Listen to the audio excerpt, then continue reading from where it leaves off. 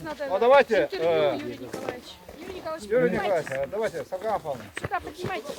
Был очень талантливый человек, Карпов, который руководил экспедицией по изысканию дороги в сторону Магадана, вот этой знаменитой Колымской трассы. Сегодня уже, к сожалению, вот этой улицы, на которой они высадились, она была здесь, 100 метров берега смыта. Здесь были домишки первые они построили, потом домишки вот здесь стояли уже покрупнее. И отсюда они начали работать. Он, конечно, провел очень большую работу, и в Москву сам ездил, летал, и на лодках тут до Крискальжая ходил, потому что первый вариант был с Крискальжая. Но потом учли, что война на носу уже шла практически, и надо быстрее, чтобы добраться до золота и освоить те районы, и Миконский, и далее вдоль трассы, которые...